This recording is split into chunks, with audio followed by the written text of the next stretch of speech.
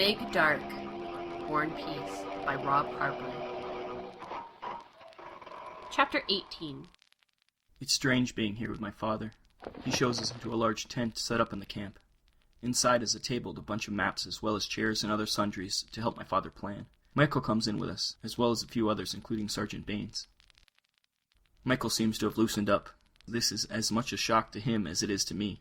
I'd guess he's about 5 years younger than me, but he is more muscular and fit than I could ever hope to be. Welcome to my castle. It isn't much, but we make do.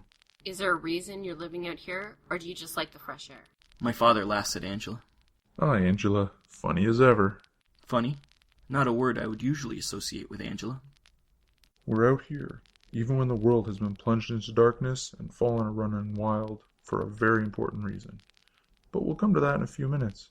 First, I think we all have some catching up to do. So, what have you been up to these last 15 years, Warren?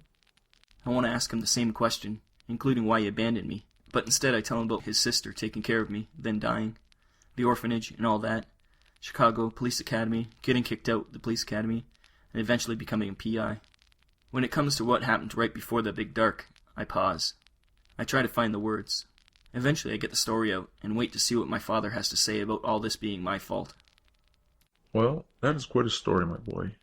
But as for all this being your fault, I'm sorry to say that it just isn't true. Astaroth, or Dimas as you call him, is just one of many, if not hundreds of Fallen who started this mess. Although you say the girl you were protecting was named Miriam, that could be important, but I'll have to check on that. No, all this wasn't your fault. These Fallen have been planning for this for a while. I even have reports that Samael himself is involved. That's no rumor. We've met him, face to face, unfortunately. That's not good.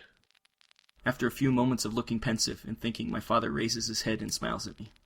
Well, I guess you're wondering what became of me then. I'm sure you're thinking to yourself, why did he leave me all alone? Yes? I nod slowly, hoping his answer releases the anger I feel deep inside. I'm sure Angela told you about the Spiral Architect's origins, but then, after we knew what we were up against, the real war started. We traveled the globe fighting the Fallen wherever we could. All along, I thought you were safe with my sister. When we finally got back to civilization, I found out that she had died and you were missing. I looked high and low, but could find no trace of where you had gone. They hid you well. I didn't know you were even still alive before a few days ago when we got word from Lucifer that you were in New Orleans. Believe me, son, I would have gotten you if I had known. Once again I just nod and try to hold my tears back. Anyway, in the meantime I met someone and we had a son, Michael. As you can see, he's grown up now and, well, together with the architects, we've been tracking down and sending back as many Fallen as we could. Unfortunately, they tend to come back after a while, so it's a losing battle.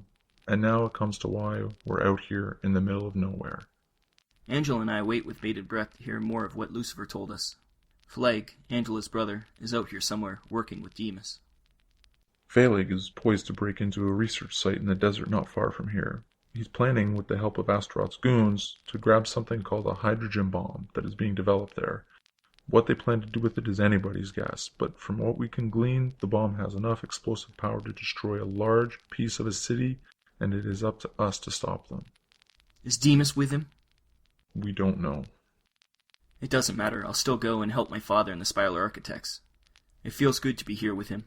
I finally feel at peace with my childhood in a way. Everything that has happened before has led me here, to be reunited with my father. Phleg's raid is planned for dawn, so we have time to get to know each other before we have to fight side by side. Michael and I talk for what seems like hours as our father looks over us. After a long night of talking, eating, and planning, I retire to a tent provided for me. I think to myself how this night was the best night of my life, and just as I'm about to drift off to a sound sleep, I hear my tent flap open in the darkness. Chapter 19. I start to jump out of bed, but I'm stopped by Angela's voice. It's just me. She enters my tent and sits at the edge of my cot. She's looking pensive, and not quite herself. What's wrong? I put my hand on her knee. She looks down at my hand, and I suddenly remember she's an angel and pull it away. Before I can pull it completely away, she grabs it gently and places it back on her knee. It's all right. She looks deep into my eyes and smiles. The smile fades quickly as she is again drawn back into what is bothering her. Please, tell me. I'm afraid the Spiral Architects won't be enough to beat my brother. Oh, I'm sure. I know Phaleg. He was Angel of War before he fell. I took his place. He is destruction. He's very strong. Her eyes show the truth in her fear, and I too begin to doubt the architect's chances.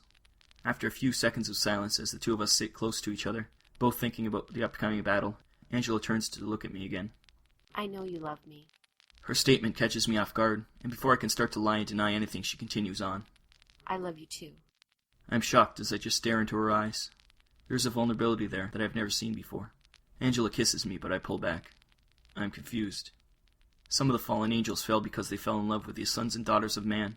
I don't want her to fall too. Then it occurs to me, if she falls, she will be able to help us fight her brother. Are you just saying all this to help us? What will happen to you? She must have seen the look on my face because she holds me tight and sets my mind at rest. Firstly, I never lie, especially about love. She kisses me. Secondly, not all angels who fall are evil. Look at Lucifer. Are there any other good fallen? Not many. Only one other, actually. She smiles. Who is that? I tried to delay the inevitable decision that we were about to make. He was a Grigori, a watcher angel, who had opposed the creation of man along with Lucifer. Since those two were the first to fall, and they hadn't joined forces with Samuel when he started his war in heaven, they were still good at heart, and so will I be. He was an angel of peace, actually, like your mother. My mother? Shh, not now. She kisses me again, and this time I don't stop her. My mind races at first, but then I feel a calm come down upon me. This is the moment I never dared to dream. This is the moment I make an angel fall. After we finish, we hold each other close. I almost feel normal, and not about to attack a fallen angel with a massive bomb tomorrow. I know this isn't the time to ask, but I just can't wait. Tell me about my mother. Angela pulls back from me and looks at me with a sadness in her eyes. She doesn't want to tell me anything, but I know she will. Your mother was an angel, of course. The angel of peace. Her name was Aniel. I never really knew her personally. Our two jobs kind of kept us apart. Somewhere along the way before the Great War, she met your father and they fell in love. One thing led to another. Like two other people we know, she fell. What happened to her? You said only the two original angels who fell didn't turn evil. Did my mother? No, nothing of the sort. She never changed, it's just... She didn't want to tell me the rest. What happened to her? She was killed. What? By whom? It is the greatest sin for an angel to fall, especially for something they consider selfish, love. She ended up in the situation where she was confronted by the archangel Gabriel. He was particularly diligent in enforcing heaven's law, and he passed judgment on her. Gabriel killed my mother? Does that mean he'll be after you too? Angela just shrugged. I guess, if I ever meet up with him, or many other angels for that matter, I'll have to deal with the situation. We'll have to deal with it. Once again, she gives me a little smile and kisses me. She doesn't say anything, but I can feel that she thinks that I won't be able to do much to protect her. She's wrong. In the end, angels and fallen are the same. If push comes to shove, both can be killed. To be continued.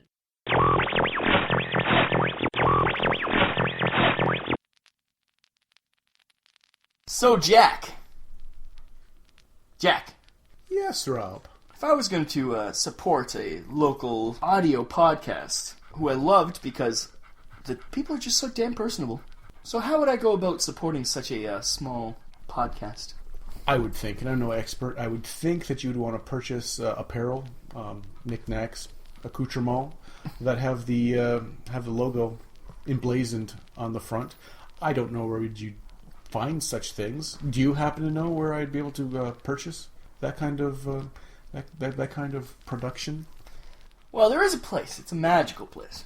It's called cafepress.com/Vinland Old Time Radio. And it's got accoutrements. That the name, it sounds trustworthy right off the bat. I would say right off the top of my head, I'd say that their products are of good quality.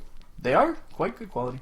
I would say that the looks are of fine nature. They are a fine nature. And I think I might just have to purchase something. Where would those proceeds go to, and why would I want to support those people? Well, I know the proceeds would definitely go to the purchase of alcohol, because we are drunks. And we have habits to maintain. At least it's not drugs. At the very least, it's not drugs. It might be hookers, but it's not drugs. The hookers might be on drugs, but technically we're not buying drugs.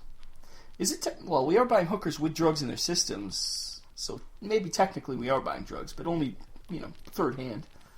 It's called cafepress.com/Vinland Old Time Radio.